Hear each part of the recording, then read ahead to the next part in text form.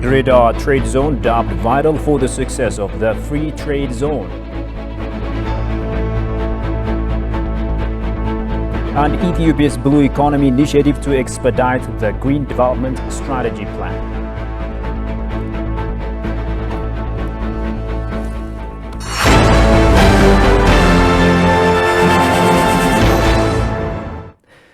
Greetings, ladies and gentlemen. Welcome to Addis News Hour with the news. I'm Shifarao Lako. Thank you for joining us. Now, the Dreda Port and Terminal Free Trade Zone, which has been inaugurated recently, has the capacity to handle 4,000 containers at a time. The port meets international dry port infrastructure requirements and is in the process of completing preliminary preparations to start operation. Tigistani has more on that.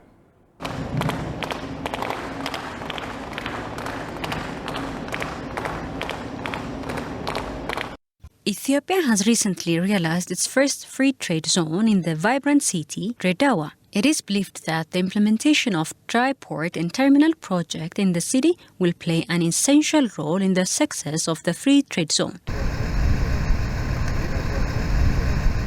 During the inauguration, Prime Minister Abiy Ahmed has called on Ethiopian investors to make extensive use of the free trade zone opportunities. The laws issued in this zone are generally simpler than the laws issued throughout Ethiopia. It is intentionally done by the government to streamline and simplify the financial and administrative system. You are also expected to use the opportunity to increase our exports and imports in a systematic way that will help the country grow. The Dreda Dry Port and Terminal, which could be mentioned as a reason for the success of free trade, is owned by the Ethiopian Maritime Transport and Logistics Service Company in accordance with international standards. It's the fast-track project commenced in May 2020. The area of this project is 34.1 hectares. Among the standards that enhance or increase the international standards of this dry port, we mentioned that it is directly connected to the main Ethio-Djibouti railway line by Link Rail. Apart from that, the inclusion of modern truck machines, a workshop where various types of vehicles can get enough maintenance, and a warehouse of 5,400 square meters wide will raise the standard of this project. It was stated that the dry port and terminal of Dreda was built to have the capacity to handle 4,000 containers at a time. There is what we call container terminal and there is what we call infrastructural area. There are about 6.4 hectares that we have prepared for the container terminal area, which means that it is designed to handle 4,000 containers at a time. As the port is closer to Djibouti, it will reduce the amount of foreign exchange paid to other ports, creating an alternative transport option and allowing customers to store containers closer. It has been stated that the process of starting the work of the dry port is being completed. The Ministry of Education has announced that free and compulsory education will be delivered from kindergarten to 8th grade as designed in the new draft education and research policy. Based on the findings of the new education roadmap, a general education bill will be implemented to enable citizens to undergo the compulsory system from nursery to 8th grade and streamline the education process, according to Theodoros Shoareged, head of the ministry's Curriculum Enhancement Department. He asserted that, unlike the previous procedure, the study has been conducted by local experts instead of foreign ones. This extensive study was divided and conducted in 6 sectors, which includes nursery, primary, secondary, teachers training, technical and vocational education, higher education and policy issues, the official said. The Ministry of Education and Regional Education Bureaus have prepared textbooks and piloted them from KG to the 8th grade, and based on the pilot project, preparations are being made for full implementation of the new education policy in 2022-23 academic year.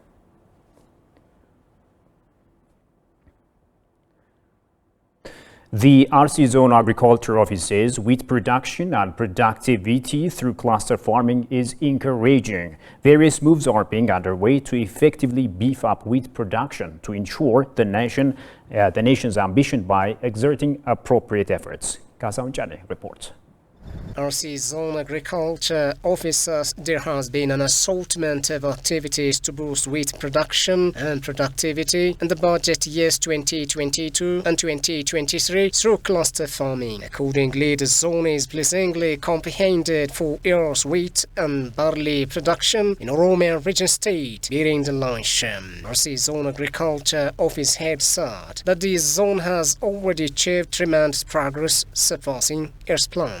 For developing countries like Ethiopia with a flourishing youth population, achieving food sufficiency and import substitution is a game changer. Ethiopia can be able to meet domestic demand and prepare itself to export to neighboring countries. Wheat production in Ethiopia for the budget year 2022-2023 is projected to reach a record level of 5.7 million metric tons, while corn is forecasted to go up to 10.2 million metric tons. The government has identified top priorities that can increase production and productivity of cereals through small and large-scale irrigation development, financing agriculture imports, encouraging cluster farming, and reducing post-harvest loss. We're here at Hate Wheat Farm in Hot-Esa district of RC Zone, state of Oromia. A total of 6.3 million hectares of land is being cultivated in a state.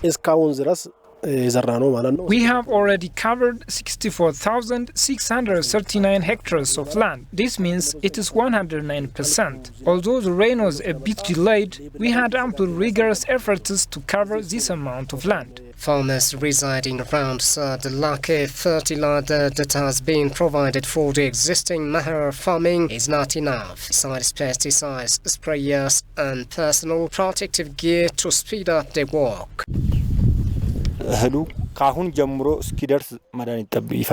The wheat right from now on up to its harvest needs chemicals, pesticides, sprayers and personal protective gears. Although the equipment is being delivered with unions, it is not as we expected. The government should give due attention. Chemicals are not this considerably delivered to us, and the price of the pesticides has become the worst for our work, besides the scarcity of fertilizers.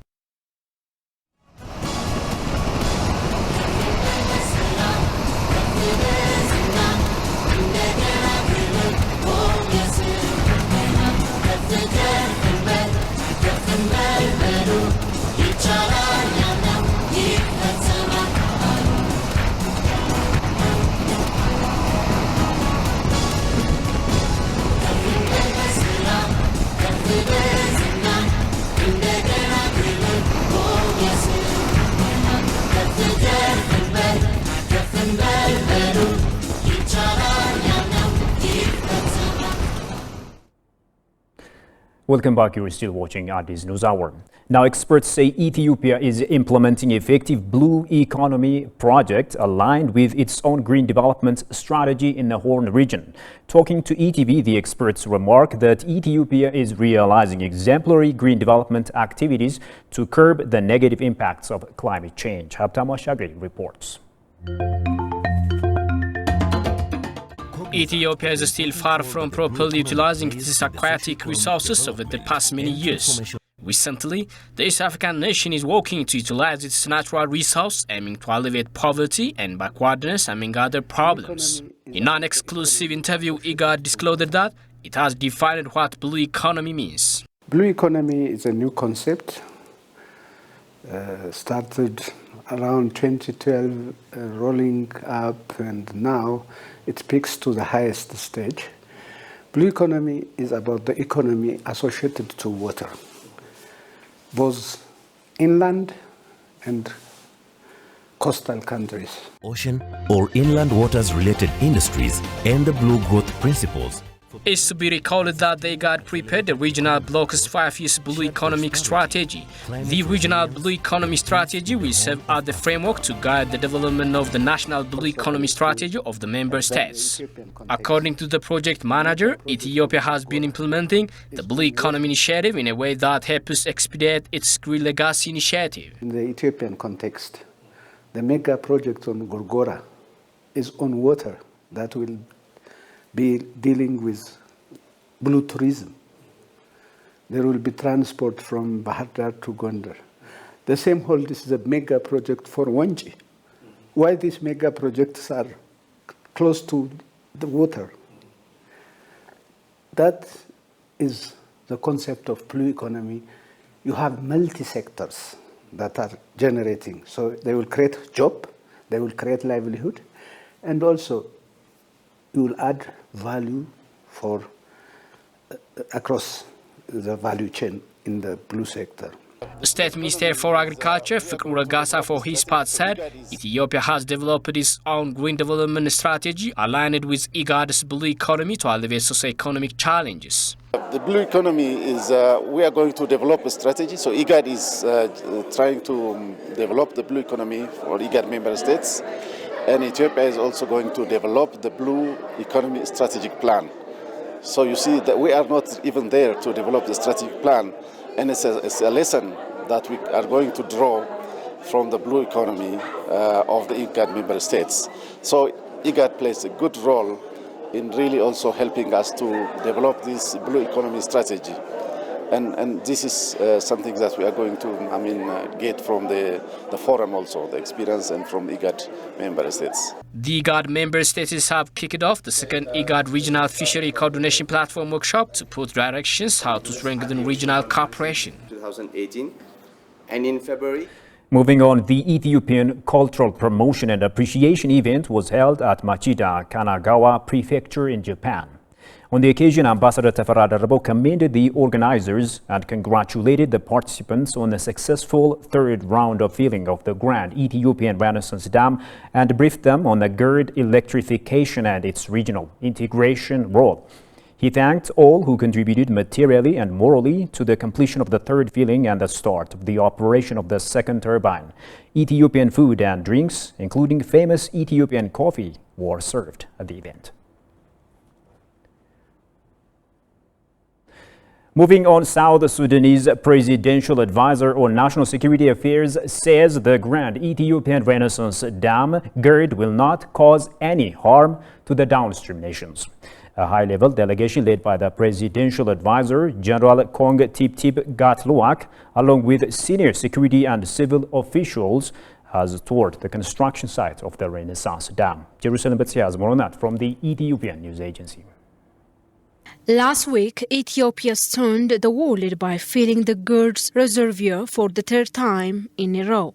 Ethiopia first began generating electricity from the GERD in February. Currently, the two turbines out of a total of 13 have a capacity to generate 750 megawatts of electricity. On Monday, a high-level delegation led by the South Sudan Presidential Advisor on National Security Affairs, General Kong Tip-Tip Gatluak, along with senior security and civil officials, has visited the construction site of Ethiopia's Renaissance Dam. After the visit, the presidential advisor said that the GERD will not cause any significant harm to downstream countries and is instrumental for regional energy integration. Gatluak added this dam is going to help expedite the integration of the East African region through the supply of electricity. وإن شاء الله نحن بعد زيارة طلعنا زارونا منطقة 6 عشان نطلع. We found that the dam is a large project and can provide all neighboring countries with electricity. We have really seen a very big job. We have said that this opportunity to visit the construction site of GERD and prove that the dam has not had any negative impact on downstream countries, and it is instrumental for regional energy integration. نحن جينا من دولة جنوب السودان زيارة لفقد الأول والخطة وبرامج علاقة بين دولتين. In order to accelerate the connectivity of the region with power, the advisor said Ethiopia has already started to sell electricity to Djibouti, Sudan and Kenya will follow suit soon. In this regard, GERD, a hydropower project built on the Nile River, will have a huge impact, he mentioned. The advisor finally urged Ethiopia, Egypt and Sudan to reinforce the trilateral negotiation on GERD. Minister of Defense Abraham Belai said on his part that the construction of the Renaissance Dam is a project not only for Ethiopia but also for Africans, especially for neighboring countries. The dam we are building is not only for Ethiopia but also for Africa. Rumors about the dam and the reality on the ground are totally different. The countries of the river basin should also understand that this dam ensures mutual benefit. For instance, our Grand Renaissance Dam has 2 bottom outlets for the purpose of downstream countries, so that they can get water in the entire year. Currently, the total civil construction of the project has reached 95%, while the electromechanical work stands at 61%. Ethiopia plans to complete the GERD in 2.5 years. Now, local and Chinese tourism experts are collaborating to promote hidden attractions to properly promote Ethiopia's tourist sites. In this scheme, cross-cultural collaboration between the Oromia region and China is gaining momentum as more Chinese tour operators and interpreters continue to engage in the region's tourism sector. In this context, recently the Oromia Tourism Commission has launched a website dubbed Visit Oromia, Google Arts and Culture to promote the region's most diversified land, cultures, traditions and long history. The website was launched during the Tourism and Technology Week organized by the Oromia Tourism Commission that aims to create a policy discussion platform for tourism-related issues and promote the country's tourism destinations using digital technology. According to the commissioner, agreements have been reached with the Chinese firms to develop tourism destinations and boost business-to-business relations as part of cementing cooperation in the tourism sector.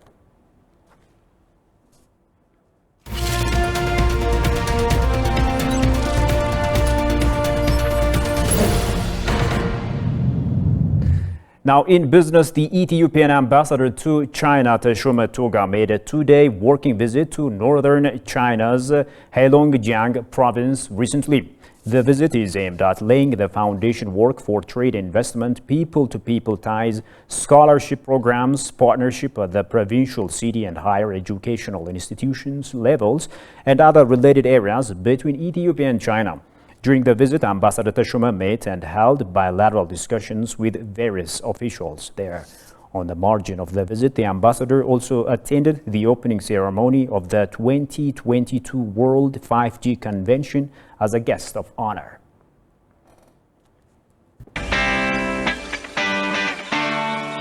Ethiopia is implementing a green legacy initiative over the past 3 years. The nation target is to plant over 20 billion young trees across the country. This project invites neighboring countries like Eritrea, Somalia, Sudan, South Sudan, and Kenya. Ethiopia's microeconomy remains hopeful despite many challenges. ETV English will look into this in greater details through fresh stories and news analysis. Coming to you this August.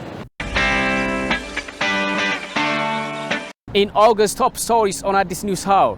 After the conflict in the northern parts of Ethiopia, the TPLF is preparing another wage of war against Ethiopia. ETV Language is discussing these matters with professionals, experts, politicians, even government officials. We brought this information on Addis News Hour. Stay tuned to ETV Languages. And now moving to continental news, we go to Kenya, where the observation group by the name of ILOG said they had dispatched over 5,000 observers across 290 constituencies in 47 countries in the whole of Kenya. Meanwhile, the 4 IEBC commissioners who rejected Monday's presidential results claimed that the summation of percentage of votes awarded to each of the 4 presidential candidates exceeded 100%. Shagayamato has more on that. A group of independent observers has said that The just concluded Kenya's presidential election corresponds to their own tally. The observation group by name of ILOG said they had dispatched over 5,000 observers across 290 constituencies in 47 counties in the whole of Kenya. ILOG notes that the results transmission system worked much better than expected, with over 99% of scanned images of the 34A and 34B posted on the IEBC web portal. However, we are extremely concerned about the chaos that broke out at the National Tallying Center at Bomas of Kenya, as well as a split within the IEBC, leading to some commissioners to quit from the tallying process and issue their own statements prior to the announcement of the presidential results. But this comes amidst concerns raised by 4 of the IEBC commissioners who begged to differ on the results. Briefing the media, the commissioners further said they refused to take ownership of the results because the results declared the number of total registered voters, votes cast and the number of rejected voters. This, they said, was against the Constitution and the law. The ILOG further reiterated that it is up to the Supreme Court of Kenya to validate the declaration made by the chairperson of the Independent Electoral and Boundary Commission. Whereas the fact that the commissioners were not there and did not agree with it, that would be a legal battle in itself. But for purposes of being a returning officer, he was in his right place to pronounce, and he was undertaking his constitutional duty as he pronounced the results. The next move for the former Premier Raila Odinga can see him move to the country's highest court to invalidate Ruto's win as per the Electoral Commission. You have been watching Addis News Hour. Now a quick recap of the top stories. The Radar Trade Zone dubbed vital for the success of the Free Trade Zone. And Ethiopia's Blue Economy Initiative to expedite the Green Development Strategy Plan. And with that, we come to the end of today's stories. Thank you for watching us. Bye-bye.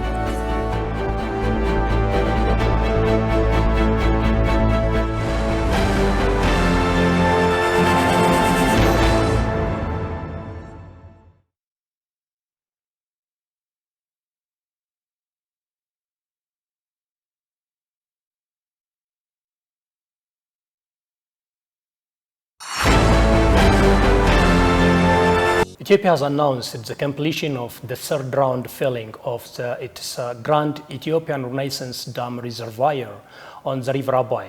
The country has also launched the second power generation from the second turbine at Africa's biggest dam. However, Egyptians, their government and politicians are showing discontent with Ethiopia's unilateral move, and their government has taken the case to the UN Security Council once again. A very warm welcome to you, ladies and gentlemen. This is ETV Special Edition, and I'm Sintayo Tamrat with this edition. With this edition, I'll bring you Ethiopian Minister of Water and Energy, Dr. Habtamu Ittafa, to share his views on the third filling of the Grand Ethiopian Renaissance Dam reservoir, and also the concerns from Egyptian side. Thank you so much for staying with me. A very warm welcome to you, Dr. Habtamu, for joining ETV Special Edition. And also congratulations for the successful completion of the third phase of the filling of the Grand Ethiopian Renaissance Dam. Thank you very much also for inviting me to this program, and I congratulate you as well, all medias or Ethiopians, for all success that we attained on our third filling of Great Ethiopian Renaissance Dam. That has been the fruit of all Ethiopians and all of us. Congratulations once again. What impression did it create as you witnessed the second power generation from the second turbine, as well as the third filling of the Grand Ethiopian Renaissance Dam reservoir? Honestly speaking, as a single person, I really feel so proud. And as a Minister of Ministry of Water and Energy, leading this sector, I really feel very much proud. Because GERD means special for us, for Ethiopians. Long years ago, a lot of people have been trying a lot. They sacrificed a lot to bring something, change to our people. So 11 years back, when this dam was started, Everybody was hoping one day Ethiopia will be prosperous. One day the life of our people will get changed. So unfortunate, between some of the time, something went wrong. And this government, reform government, has corrected what has been going wrong and implemented the project in the appropriate way. Then the first feeling, the second feeling has been successfully implemented. So this third feeling has special meaning for all of us, as it is showing significant change in the volume of water stored and for the purpose it is achieving, for the way it has been implemented and designed. What does this stage mean in the construction of the Grand Ethiopian Renaissance Dam? Yeah, actually the last 2 years we have been enjoying every summer parade, rainy parade. Our dam is filling, our dam is filling. Yes, that was true. This one is special because holding 22 billion cubic meter of water, that is having 100 meter below above the river bed or 600 meter above sea level, is a significant amount of achievement in terms of the output. This means we could really use, or we can use this amount of water with this available head to generate the first round power generation from the two turbines. Depending, of course, on the head or the water that is passing over the spillway, we can attain the maximum installed capacity. This installed capacity is, when we sum up them, they are about 750 megawatt that is injected into our system and then improve the current energy supply in this country. That is one of the special units. The other one is for Ethiopians. It is a big achievement really at that point, passing all these challenges, especially this time. This year challenge was unique. The last 1.5 time was where we had no such kind of challenge we have been facing. So handling those challenges, the people of Ethiopia, the government, and everybody has contributed to achieve this one. This is the uniqueness of the output. The way we did it is unique than the other time, because the work you do in the normal time and the work you do in abnormal time cannot get equal weight. This is one of our judgment to say our dam third filling is unique and a big achievement as compared to other time. Well, so what social and economic significance does it bring to Ethiopians? The economic significance is actually when we are getting additional power supply in the grid or in the system. We can imagine how it is changing in individual household level and also on the industries, on the manufacturing sectors. Because in many of the manufacturing sectors in Ethiopia, we see investors are complaining power interruption, power disruption, or there is no power or to generate a system. So this will make it continuously running so that people can work a long time, get more money, and even the output of our manufacturing will be injected into the economy of the country. That is very simple concept that we can understand. Socially, it has special meaning for Ethiopians, as everyone is saying. We have contribution together somewhere in Guba land, in Guba Warada, on Abai River, bordering to Sudan, where everyone is saying, okay, we have something together. That is where we can show about our solidarity. Besides that one, the concept of a reservoir or having water body will come into picture now after all. We are sure the current volume of water is covering a significant amount of area of reservoir will be starting to get attention in the eyes of tourists, locally or abroad, that are coming here and then visiting the dam, visiting the reservoir, enjoying their life, and they amplify all about the good culture, the good aspects of Ethiopians are having on that area and as a nation as a whole. So there are really a lot of outputs we can measure. Socially, we can talk about it. Fishery is also possible, I think. That's also one possible way. Yeah, because in a reservoir, actually, by the way, when we are talking of having big water, there are some secondary outputs we can work upon. The dam is meant for power generation.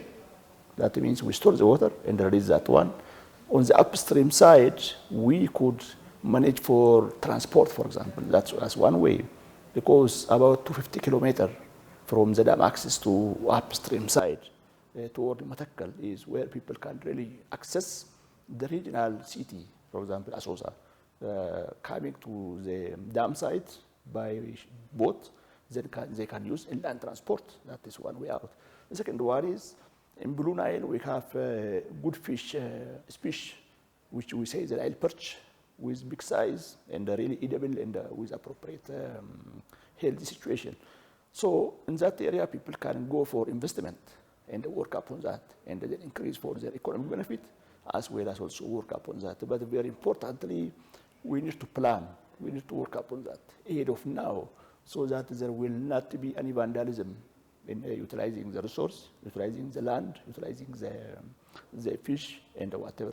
Your Excellency, the dam is being filled without any disruption to the water flow to downstream countries. But Egyptians are just showing concerns and also rejecting the filling of the dam as the first and second dam, which they said unilateral move. So what's your take on that? Yeah, the two countries had a concern on filling of the dam, but their concern level is different. Sure. Yeah, our Sudanese brothers, they just want to get informed when to start the filling, how long it will take, because they know how much advantages there will be, because the distance the dam is located from their border is really very short, and even the tourists, what I was talking earlier, they may come through Khartoum and then visit and go back to them. The advantages for them, even so we forget the technical one. So the concern between the Egyptians and the Sudanese on Nile Dam is totally different one. The Sudanese are really not so much bad against it, because they even appreciated the communication we had this year about the filling. When we start about filling of the dam, they were informed Ethiopians are filling the dam. They say, okay, thank you for filling. But the Egyptians, they totally rejected, and they opposed the idea by saying you should not be allowed to fill it, which is very surprising. Someone is trying to give us blessing to fill our dam that our poor mothers, fathers, and Ethiopians have constructed from their insufficient income. That is really very, very important to consider. So we cannot talk the Sudanese and the Egyptians to equal level. Sudanese are really, they are just have few concerns that is they can compromise, and we can negotiate, we can talk. Already we start with them with good faith, and with the Egyptians also we hope they will come to their mind to correct the issue. I could also see some Egyptian and other media outlets reporting as if Prime Minister Abiy Ahmed said during the event of the celebration of the third filling that the River Abai or the Blue Nile is a gift of God given to Ethiopians alone. Did he say that, and why do you think are just the Egyptians and this media outlet is saying so? Honestly speaking, that is not true. The PM was really not to mean that Nile is meant only for Ethiopians. He was trying to tell that God has given us a resource, then we utilize the resource. And then, especially with GERD, he was clearly telling, let our brothers from Sudan and Egypt understand what we are doing.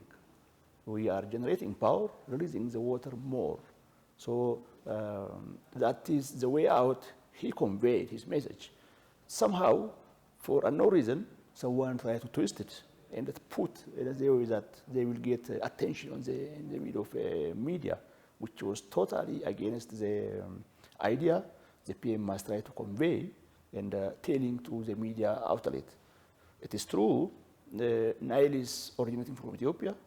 Ethiopians are surviving on this land, and also not only surviving, by the way, we Ethiopians are the ones who are contributing, for instance, of the river itself.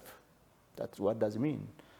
Existence of the river couldn't have been achieved without talking of catchment treatment, without talking of watershed management, without talking of water quality, without talking of planting of trees. So all these are what Ethiopians have been investing on Nile to make it alive. So after we make the river to get alive, we are utilizing that, then we are releasing to the downstream side. So had the PM's intention of saying that one, really there is no way out of talking all about the water management, about the green legacy, about the basin management concept. Ethiopia is currently investing upon that. So the topic which the media was trying to propagate around is against the reality the PM has said on the inauguration program. There are also concerns about the safety of Ethiopian dam from downstream countries, particularly from Egyptian experts or politicians. And what is your take on that? What would you say about the Ethiopian Grand Renaissance Dam safety? By the way, those people who are saying the dam is not safe, I think better to say in appropriate word. They don't have the real understanding of what does it mean by 21st century in those old time, the day Aswan was built. In those old days, where there was no technology, no good quality of construction process and approval step, Aswan is still existing, where no one is claiming about that. If we come to GERD, which is really to the modern standard, to the best of standard in terms of the material we are using and the quality and the process we are going through, where international experts has been already checking that and they say nothing about to worry that. So, especially from Egyptian side, they try to defame Ethiopians by saying the dam has less quality, which totally acceptable, and we cannot say that. We have reason to say all those ones. This 21st century construction process and all technical going through, starting from the mixing of the concrete, the basic ones, and the placing, supervision, and all those things are to the best of standard. So there is no legal background and there is no technical acceptability to say the dam is not safe. What does it mean by not safe? How can they define? Could they tell us a number about the stability? Could they tell us about some risk with earthquake? Could they tell us about some kind of seepage? Where all are really it's a kind of layman talk they have been saying. Because when we talk about dam safety, there are very important parameters that technically we can talk about them. The rolled concrete dam we are using on GERD is to the best quality and to the best standard as per all the possible safety factors we are going through. So they just say the dam is not safe. How? Nothing is coming on. Which I really believe that it's a collection of layman people coming together, try to defame all about our development. Egypt has accused Ethiopia's move to the third round failing without binding agreement. And what would you say on that? Actually, the issue of binding agreement is the idea of thinking all the way, better to put it that way. Because Ethiopia, from the very beginning, before we start about construction of this dam, there was a topic that all East African countries, especially the Nile Basin member states, have been discussing to have the initiative, Nile Basin initiative. Ethiopia is the one who was supporting that. We are saying we go for cooperation, for good faith, collaborative development. So following the NBI, there have been different organizations that have been established. So before starting of our dam as well, Ethiopia is the one who started to initiate the CFA. CFA is the Cooperative Framework Agreement. That is in a way that we develop our water for our common benefit, for common use. That is what we accept. That is what we have been supporting and still insisting to take happen. From Egypt side, there is another way. They just want to border talk about water allocation, which is totally acceptable. They say, in case a drought is coming to Egypt, Ethiopia should give us water from our dam, from our reservoirs we are having. What if we don't have that dam? What if we don't have that water in the reservoir? Because the flow in the river is coming from rainfall. So in the absence of sufficient rain, which is beyond our control, which is from the nature that's coming, they try to make Ethiopia pay price for that one. That is why they try to put in some of their documents. They propose as an agreement, which is totally unacceptable. And that has never been happened globally as well. So from Ethiopia's side, two things are what we are doing. One thing is to push on the CFA, the Cooperative Framework Agreement, or for all riparian countries to sign up on that and then work together. That is for all of us. With regard to specific to what the Egyptians are saying, totally which is unacceptable, which really they are trying to undermine even our sovereignty by saying, let's operate the dam together. Let's see the amount of water was going on every time. Egyptians, they want to put their hands on the operation of GERD, totally unacceptable and unthinkable. Those are some of the critical parameters. It's a red line for us not to deal with that. Your Excellency, is there any goodwill from the three countries, Egypt, Sudan, and Ethiopia, to come to the table and finish the 10-year-long negotiation over the Grand Ethiopian Renaissance Dam? Yes, from our side, we are ready to discuss, to talk all about any points, whatever they raise. From the UN Security Council onwards, the agenda was sent back to the African Union, which has been led by DRC, Democratic Republic of Congo. And within 1 year, they try to have one meeting where Ethiopia has been there on the discussion, but the Sudanese and the Egyptians, they were not coming. That means they are not willing to be coming under the umbrella of African Union, which has special meaning. Why really they don't accept that? Then after now, the tripartite meeting, which we believe could be launched or initiated by the Senegalese, because now the AU went to the Senegal, and the chairman is given to Senegal. By the time they initiate that, from Ethiopia side, still we are ready for any discussion, whatever is coming to be discussed under the leadership of the African Union. From Egyptian, really we are not sure. With Sudan, we can see there is green light. Always, they are not so much against the issue, but they are concerned. Their concern also, we are clarifying for appropriate technical team so that they can understand and come on board for our common benefit. So in the near future, we hope the discussion will continue. From our side, we remain keen to support discussion and any agreement that is benefiting the entire basin member states, for us and for others as well. From the Egyptian side, let's see how they will decide. But from what we see now, it is difficult to promise we can get some green light from them. Finally, let me give you a chance, if you'd like just to leave a message to Ethiopians. Yeah, the last point, but very important one is for all Ethiopians. Really, you need a lot on this dam. They invested a lot on this dam, especially all our people in country. Some of them are paying in money, some have been contributing in kind. Our security team, the starting police or local militia or the defense team, they have been sacrificing their life. So the dam that we have currently, the third feeling we are now enjoying about the achievement didn't come so simple. A lot has been done in that. So I really want to request all Ethiopians to continue their commitment for completion of the remaining dam, so that the world can finally approve our solidarity on the issue of our sovereignty. Because GERD means it's all about Ethiopians' sovereignty.